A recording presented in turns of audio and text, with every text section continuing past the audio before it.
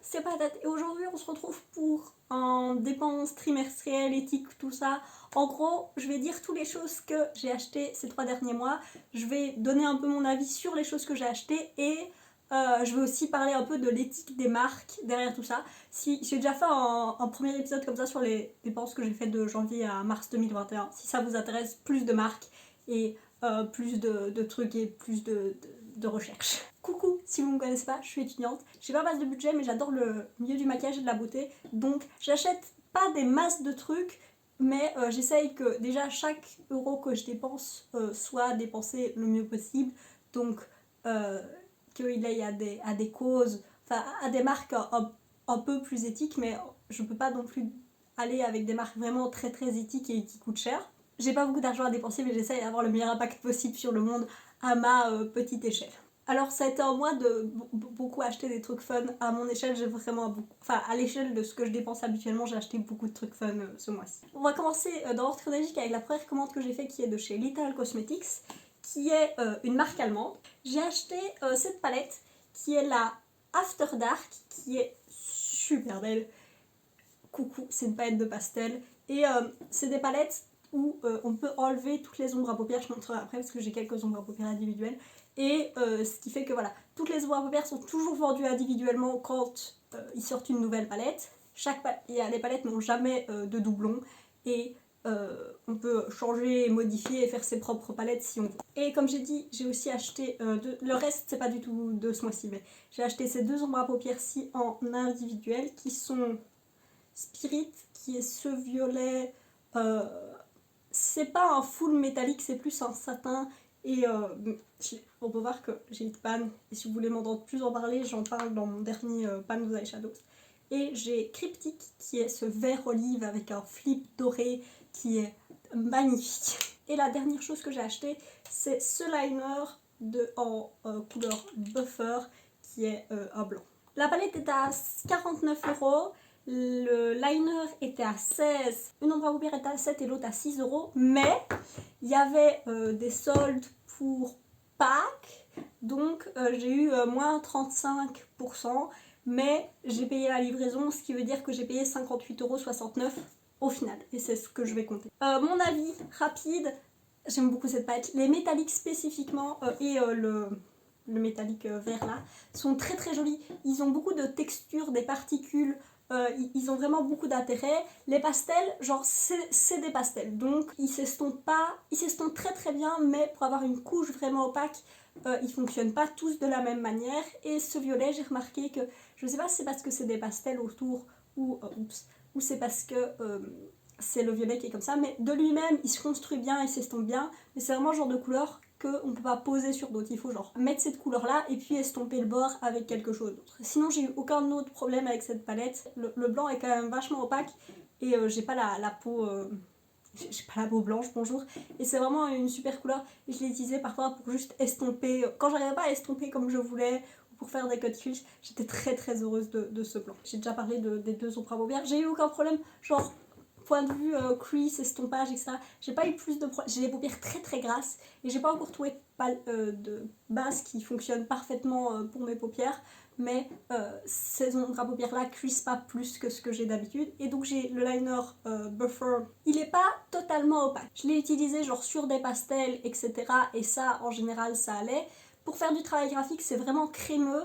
Donc même si je dois passer 2 couches, j'utilise majoritairement avec ces 2 passes aussi. Donc c'est le 317 Wing Liner et le 315 Fine Liner de chez Zoeva. Et les deux fonctionnent parfaitement. J'ai utilisé une fois comme base et ça n'a pas crease. Et ça a fait vraiment pop ce que j'avais mis en dessous. Je l'ai utilisé sur des couleurs plus foncées. Voilà. Parfois je vais mettre 2 couches, mais une fois qu'il est sec, il ne bouge pas. Ce truc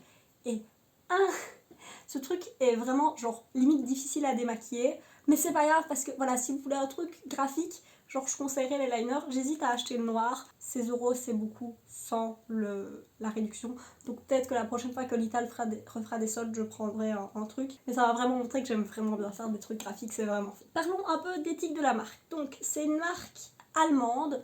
Si vous savez pas, je commande que des trucs en Europe. Enfin, en tout cas, je peux pas me permettre de payer les taxes européennes parce que si je fais une commande qui m'a coûté genre 30€, et ben j'aurai pourtant genre 25 € de taxes et je peux pas me permettre. Donc je commande toujours des trucs en Europe. L'Ital, c'est une marque allemande, comme j'ai dit, l'entièreté de leur gamme est végane, ça aussi j'ai pas dit.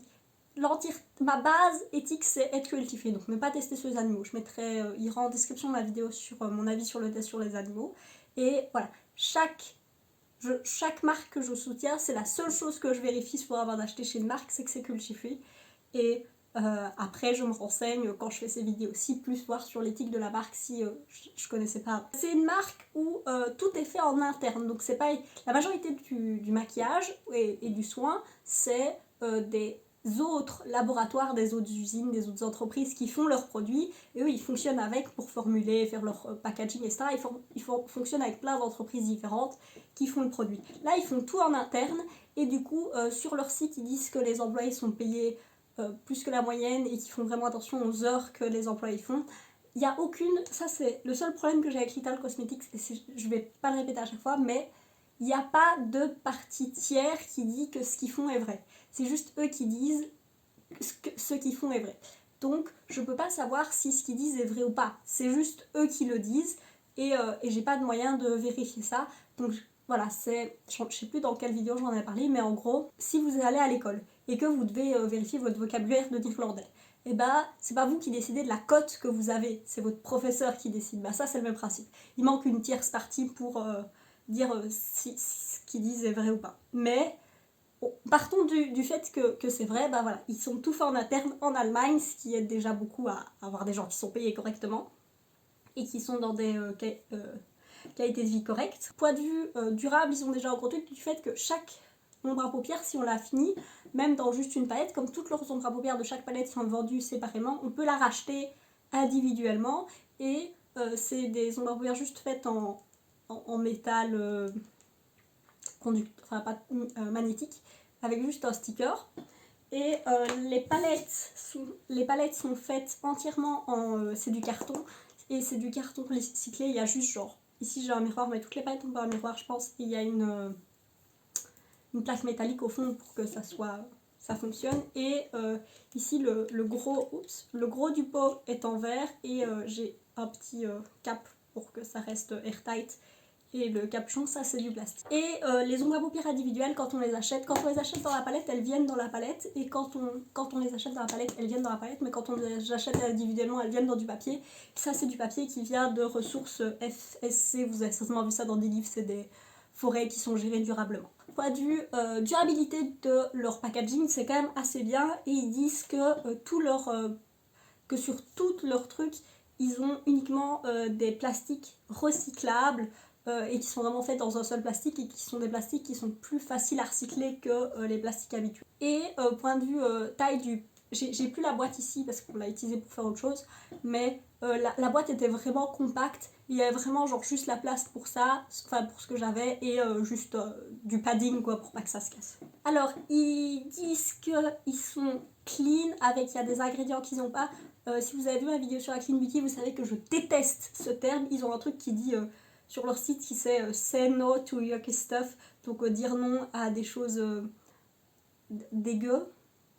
J'ai pas de meilleur mot. J'aime vraiment pas les termes de clean beauty. Après, le truc ce qui est bien, c'est que sur leur site, dans le truc avec les ingrédients, plutôt que de dire on n'a pas ça, ça, ça et ça, ils disent tout ce qu'ils utilisent comme ingrédients. Genre tous les ingrédients qui sont dans un de leurs produits est listé, et dire à quoi sert chaque ingrédient. Et ça, je trouve ça assez cool et c'est une bonne ressource. Et ils sont entièrement sans parfum, pour les gens comme moi qui sont allergiques et qui ont la peau sensible, c'est vachement bien. Il y a juste du parfum dans leur produit lèvres.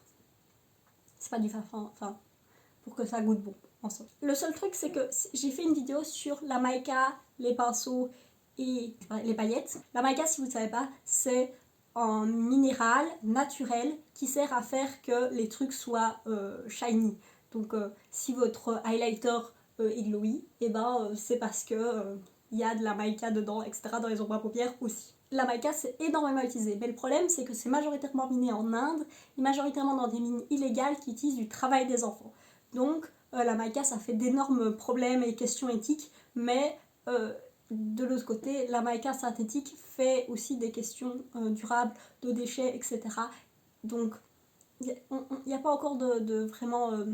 c'est assez difficile de comprendre ce qui se passe. Mais du coup, ici, ils disent qu'ils fonctionnent dans la Responsible Mica Initiative. Je mettrai les sites, toutes les vidéos que je vais citer, tous les sites, etc. que je vais citer seront en description. Je vais essayer de mettre un maximum de ressources. Mais en gros, ils disent que sur la Responsible Mica Initiative, en gros, le but c'est de sourcer de la mica éthiquement, sans travail des enfants et en payant correctement les adultes. Et ils disent que voilà, sur toutes leurs étapes de la production, ils essayent d'avoir des sources éthiques, mais spécifiquement pour la mica, parce que la mica c'est vraiment difficile. Et c'est une vraie organisation qui avait l'air assez legit, genre c'est vraiment un truc legit. Et ils disent aussi que, comme c'est... Enfin, clairement il y a du travail des enfants quelque part, c'est horrible à accepter ce fait, mais c'est un fait. Et il y a du coup, ils soutiennent la Kailash Satyarthi, je suis désolée de ne pas prononcer ça correctement, Children's Foundation, qui est une association qui fonctionne en Inde directement pour aider les enfants, construire des écoles, etc. Donc, il ne fait pas marquer sur leur site quel est le pourcentage de ça, donc j'ai pas d'infos là-dessus, mais c'est marqué ça. Déjà sur leur site, ils disent ça. Et voilà, sur leur site, ils ont tout un gros machin éthique qui revient, tout ça. C'est la marque UG, bonjour, c'est mes notes. Et cette partie-là, c'est Lethal, et ça, c'est tout le reste. Donc, ils avaient vraiment beaucoup d'informations. Et si vous voulez aller vous renseigner, s'il y a des ingrédients auxquels vous êtes allergique, etc., tout est vraiment bien mis clairement. Et c'est une marque que clairement, c'est impossible de consommer entièrement éthiquement sous le capitalisme. La meilleure chose, c'est de ne rien acheter. Mais Lethal est une marque que je veux bien continuer à soutenir parce que ce qu'ils font est déjà super selon moi. Ah, et j'ai oublié d'aller vérifier pour l'entièreté de ces marques-là, mais je le sais que Lethal swatch toujours tout sur plein de tons de peau différents et que les produits, genre ils avaient sorti des bronzers, des blushs, des highlights qui fonctionnaient vraiment pour plein de... pour des personnes avec toutes les carnations, donc ils sont vraiment inclusifs. La seconde commande que j'ai fait c'est sur Beauty Bay. J'ai fait toute une vidéo sur le fait de faire un tout petit haul parce que j'ai acheté que 2 produits sur Beauty Bay. Et pourquoi est-ce que ça peut être positif? Alors, pas d'un point de vue...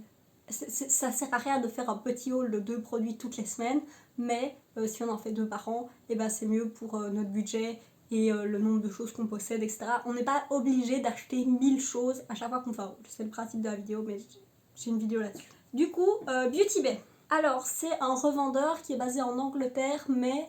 enfin, au Royaume-Uni, mais il paye les taxes européennes dans les frais de livraison. En gros, même si c'est hors de l'Union Européenne, eh ben, on ne doit pas payer des taxes. Il n'y a vraiment pas grand-chose sur leur site. C'était un peu comme Cult Beauty, j'en avais parlé le mois passé, où il n'y a pas grand-chose.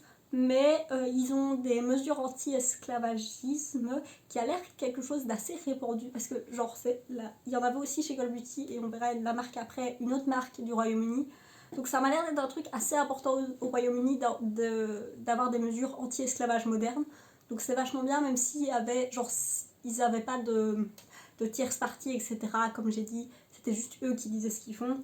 Et moi le vrai problème que j'ai avec Beauty Bay, mais c'est un revendeur donc c'est compliqué, mais c'est qu'ils ont des marques que j'aime vraiment pas et que j'ai pas envie de soutenir. J'ai fait une vidéo où je classe toutes les marques de Beauty Bay en parlant des marques que j'ai vraiment sur ma wishlist, des marques de gens que je connais pas et des marques de gens qui sont ouvertement racistes, et c'est ces marques-là que j'ai pas envie de soutenir. Mais voilà, Beauty Bay les a, je préférais qu'ils les aient pas. Et voilà, je suis un peu enfin, je sais pas trop parce que les revendeurs ont tous des marques compliquées. Je ne sais pas. Et c'est vraiment des trucs que j'ai essayé d'acheter en vrai, en Belgique, et que j'ai pas réussi. Si vous avez vu les histoires du mois passé, dans la dernière vidéo comme celle-ci, je racontais à quel point ça avait été la galère d'essayer d'acheter des produits pour du skincare, juste du remplacement skincare. Donc voilà. Du coup, qu'est-ce que j'ai acheté? J'ai acheté ce nettoyant de chez Alias Skin, qui est le Foaming Micellar Cleanser, qui est rose. Dans je sais pas si le liquide est rose parce que c'est la mousse est blanche, donc le liquide je ne sais pas.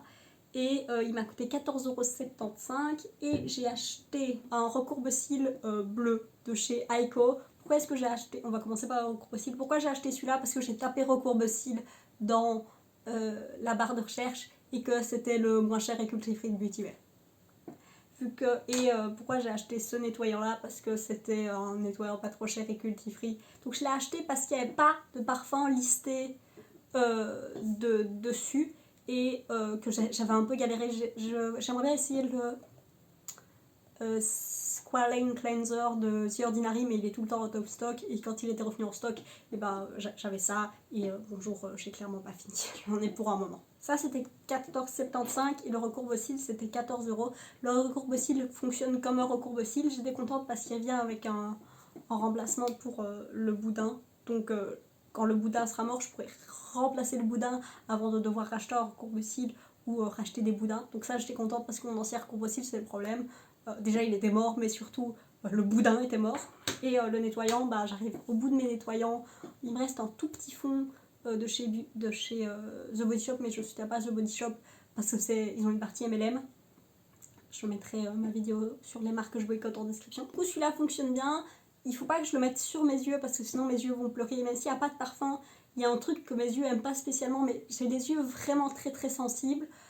Et sinon ça nettoie parfaitement, c'est une mousse, j'aime bien les nettoyants mousse, elle est toute douce, genre, ouais c'est ça, c'est une mousse vraiment, je sais pas comment expliquer, mais elle est vraiment douce, et puis je la mets sur mon visage et elle se rince parfaitement, comme deuxième nettoyant, c'est parfait. Aiko, c'est une marque qui vient du coup du Royaume-Uni, et comme j'ai dit Purity Bay, ils ont des trucs avec des mesures anti-esclavagisme moderne, mais c'est un peu pas sûr du quoi ou du comme. Ils sont pas véganes, mais ils ont une section végane sur leur site, ce qui est toujours agréable pour pas devoir fouiller entièrement. Et ils ont une section accessibilité sur leur site, ce qui fait qu'ils ont travaillé leur site de manière à être accessible au maximum de personnes, même des personnes avec différents handicaps. Et du coup, ça, je trouve ça vachement bien. Ils mettent qu'ils sont naturels et vidéo sur la clean beauty, ça veut autant rien dire que de dire qu'on est clean, d'être naturel, donc c'est pas un claim que j'aime bien, mais tant que tu fais des choses qui font sens, ça me va. Et j'aime pas parce qu'ils avaient tout un truc sur les mesures anti-Covid. Habituellement les mesures Covid c'est genre sur l'envoi, sur les délais, etc. Et là c'était vraiment sur comment est-ce qu'ils gèrent leur personnel pour faire en sorte qu'ils soient safe. Et du coup, je trouvais ça vachement bien parce qu'on voit qu'ils ont envoyé vraiment les gens chez eux, etc. Et qu'il y a des mesures qui ont vraiment été mises en place au-delà des mesures gouvernementales. Donc, est-ce que je rachèterais chez Aiko ? C'est pas une marque qui m'intéresse, genre vraiment.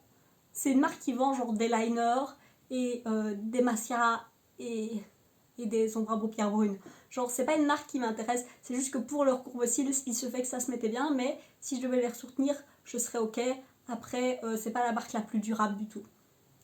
Et Aliaskin, c'est une marque qui est entièrement végane, qui est australienne, et il n'y a rien du tout sur la durabilité sur leur site.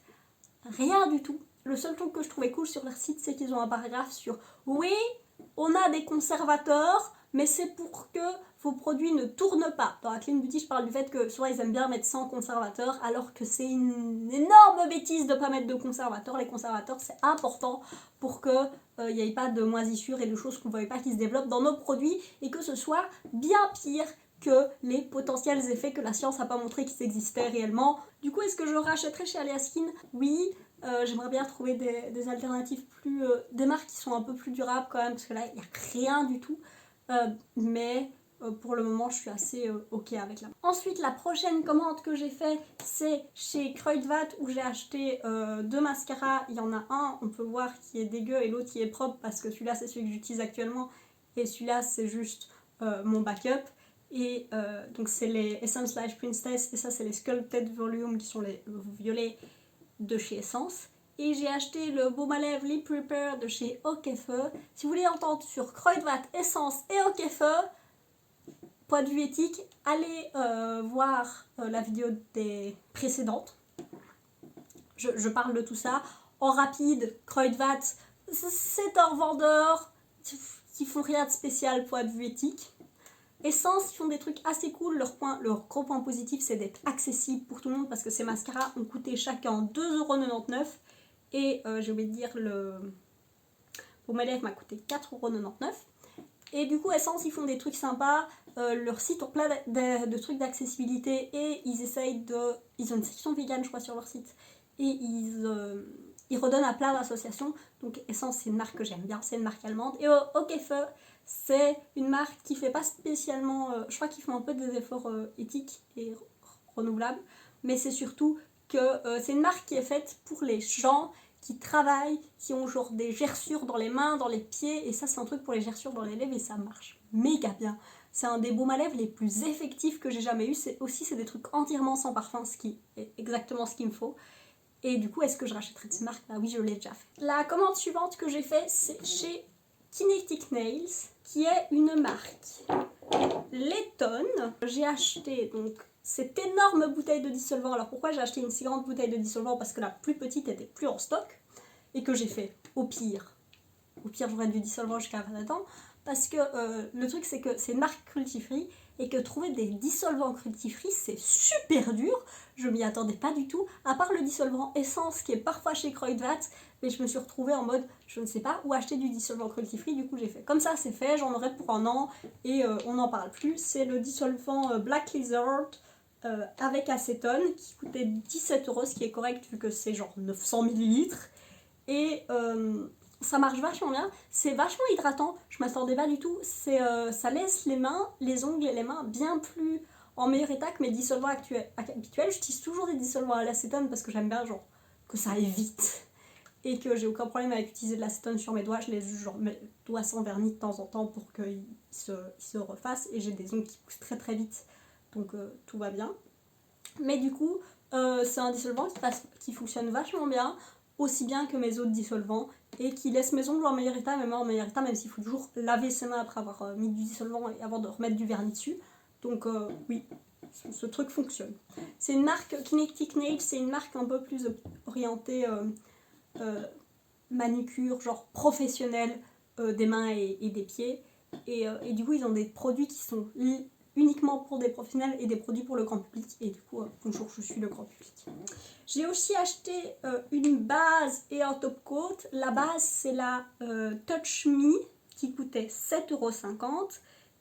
Et le top coat, c'est le Solar Gel top coat qui coûtait 10€. Il y avait aussi un top coat dans ces packaging là, mais comme les vernis c'est Solar Gel, je voulais essayer le top coat avec pour voir ce que ça fait. J'ai fait 3 manucures et j'ai changé une fois le vernis de mes pieds depuis, et ce combo fait que le vernis tient super bien et il ne chip pas. J'ai essayé sur mes pieds avec un vernis qui n'était pas un des vernis que j'ai acheté, et je l'ai mis sur ma main et genre 10 jours, c'est un vrai 10 jours. La première manicure j'ai compté et il a fallu 10 jours pour avoir le premier truc qui chip.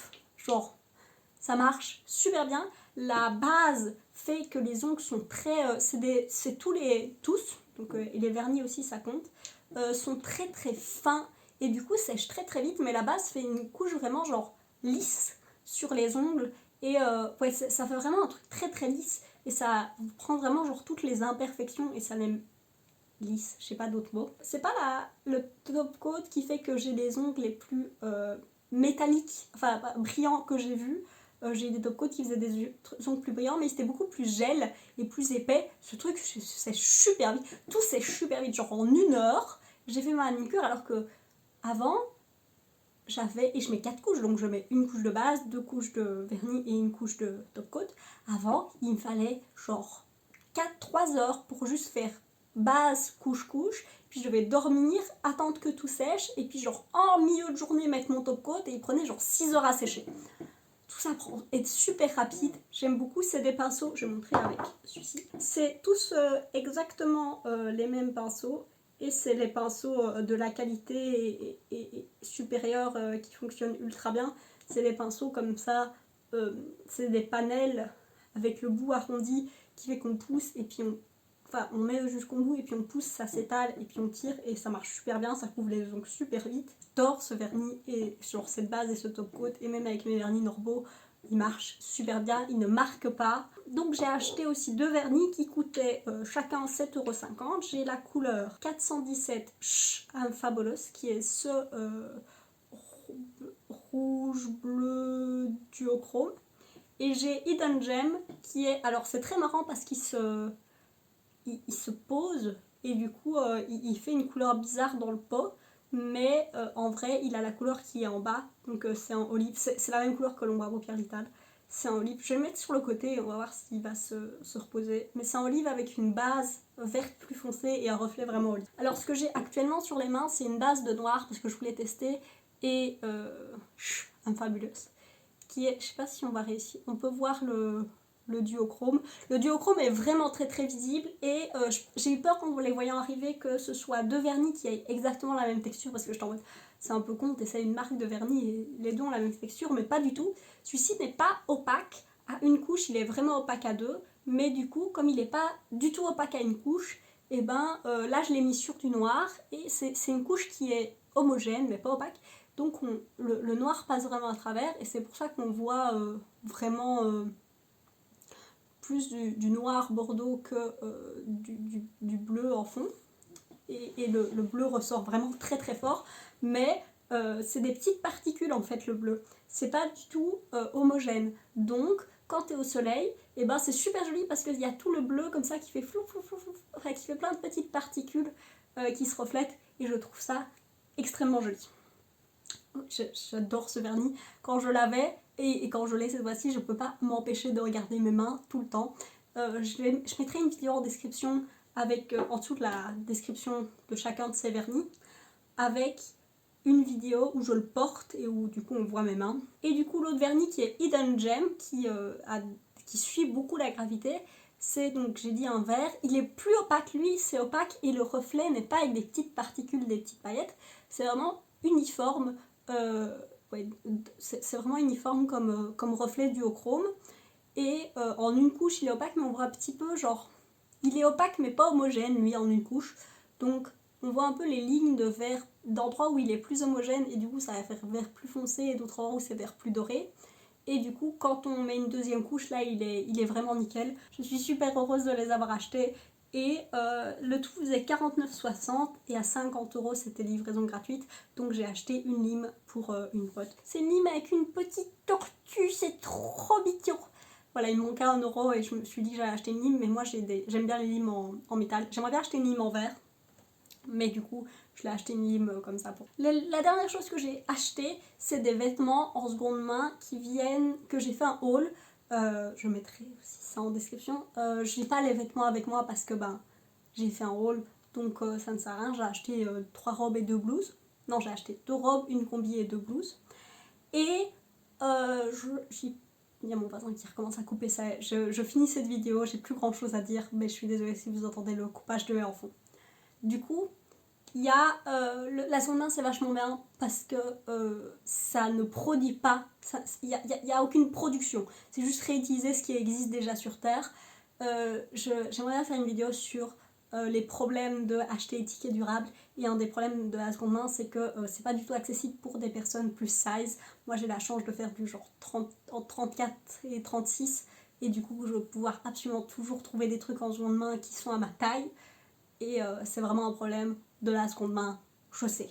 Mais au-delà de ça, je suis super heureuse. La seconde main, c'est vraiment la meilleure option éthique si on veut acheter des choses. J'ai été dans 2 magasins, j'ai été chez un Oxfam, donc c'est 2 ASBL belges. Je sais pas si elles existent en dehors de la Belgique. Enfin, je sais qu'elles travaillent en dehors de la Belgique, mais je sais pas si on peut acheter chez des magasins comme ça en dehors de la Belgique.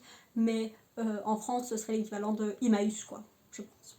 Oxfam, c'est une ASBL qui de base fait du commerce nord-sud, donc qui va en Belgique par exemple avoir des magasins où ils vont vendre des produits venant de l'hémisphère sud, de pays du tiers-monde, et qui ont été produits là-bas et qui sont directement vendus en Belgique, avec le seul intermédiaire étant Oxfam, et ces bénéfices vont permettre à retourner là-bas et à, au-delà de payer les gens, mais aussi à aider à construire des écoles, à aider là-bas directement sur place. Et en Belgique, les Oxfam sont tous gérés par des bénévoles, souvent c'est des personnes pensionnées qui font ça. Soit c'est de la nourriture qu'on achète chez Oxfam, parfois des petits objets, des bols, des paniers, ce genre de choses. Et ils ont du coup ouvert d'autres magasins qui sont des magasins de seconde main où il y a, je sais pas comment ça marche en France, mais en Belgique on a des genres de bulles comme des bulles à verre où on peut mettre des sachets avec des vêtements et ces vêtements vont être triés et puis revendus. Et Oxfam, bah, ils ont des bulles comme ça, et ils ont des magasins de seconde main où ils revendent les choses et les bénéfices servent. Donc déjà c'est géré par des bénévoles et ils n'ont pas que des vêtements, ils ont aussi genre de la vaisselle, parfois ils ont des DVD, ils ont des livres, ils ont plein de livres, j'ai acheté un livre 1€, bonjour. Et du coup ils ont des vêtements et c'est là que je suis allée d'abord. Et voilà, c'est vraiment genre le seul truc, et j'aurais la même critique pour Terre qui est l'autre SBL, c'est que c'est beaucoup du commerce nord-sud. Du coup, il y a un peu de white savior qui vient se caser là-dedans. C'est pas genre ils envoient des jeunes pour aider la population locale et qui comprennent à quel point c'est important, la pauvreté, qu'est-ce que c'est. Non, c'est ils vont et ils financent la construction d'une école, quoi. Donc c'est plutôt positif. Et Terre, c'est un peu la même chose, point de vue envoyer des vêtements, mais Terre, c'est vraiment juste des vêtements, donc c'est le même principe avec des bulles. Et un des grands trucs de Terre, c'est qu'il y a de l'insertion grâce à Terre. Donc les gens qui trient les vêtements, c'est un travail d'insertion. Donc c'est des gens qui n'avaient pas de travail, qui n'ont peut-être pas de qualification, qui ont été mises de côté par le système normal de travail, du travail, et que voilà, Terre va leur donner un travail qui sera de trier ces vêtements. Et une partie des vêtements va être envoyée du coup directement à être revendue en Belgique, et une autre partie va être envoyée dans d'autres pays d'Europe et d'Afrique, je pense, majoritairement, pour voilà, c'est pour continuer la chaîne. Le problème que j'ai avec ça, c'est que naturellement on dit bah ce qui est vendu en Europe, c'est les trucs qui sont bien, c'est les trucs qui sont en meilleur état, et on envoie les trucs en moins bon état dans ces pays qui sont moins bien, et ça je trouve ça pas top. Après voilà, acheter en seconde main et donner à l'association, c'est toujours mieux. C'était tous les trucs que j'ai achetés, l'éthique derrière tout ça. La vidéo était bien moins longue que la dernière fois. Le total de tout ça, ça fait 178,96€, ce qui est à peu près la même chose qu'à la dernière fois, parce qu'à la dernière fois j'avais payé 177,37 €. En vêtements, j'ai dépensé 26€. En beauté fun, j'ai dépensé 91,29€, ce qui est, voilà, j'avais dit, c'est vraiment un mois où j'ai dépensé beaucoup en trucs fun, parce que les vernis. Ah mais non, en fait, je vais pas refaire les totaux là maintenant, mais en gros, il y a 17,50 qui viennent de mon top et ma base coach qui doivent passer de beauté fun vers beauté remplacement, parce que c'est des trucs que j'avais besoin foncièrement. Donc ah bah la balance est encore plus proche. Et en remplacement, donc j'ai 67 plus 17,50. C'était le nettoyant, le recourbe-cils, la base et le top coat et le dissolvant. Donc en fait c'est la commande létale qui a fait vraiment beaucoup de beauté fun. Et bah de temps en temps j'achète des trucs juste pour me maquiller, et parce que c'est fun et parce que j'aime bien le maquillage. Et c'était vraiment moi comme ça. Mais le premier mois j'avais dépensé 5€ en beauté fun. Genre c'est pas tous les mois que je peux me permettre de faire ça. Et là la promo chez Lita l'a fait beaucoup. Mais je suis super contente de tout ce que j'ai acheté, donc c'est bien. Et je suis contente que Lita, qui est la marque où voilà, j'ai pas juste acheté un truc parce que j'avais besoin d'acheter un truc, est la marque la plus éthique de toutes les marques dont on a parlé aujourd'hui. J'ai oublié de dire Kinetic Nails, si j'ai rien dit, c'est parce qu'il n'y a rien sur l'éthique de la marque. Rien du tout. La seule et unique chose qu'il y a, c'est qu'ils sont cruelty free, ce qui est déjà énorme pour du vernis, mais sinon il n'y a rien du tout. Et j'aimerais bien trouver d'autres marques cruelty free et un peu plus mieux, mais je cherche. C'est compliqué de trouver ce genre de choses, et puis je sais pas, genre mes vernis commencent à être vraiment au bout de leur vie, donc j'essaye de remplacer ce que j'ai. Voilà, c'est tous les trucs que je voulais parler. J'espère que ça aura été intéressant, que vous aurez appris des trucs, découvert des marques, eu mon avis sur des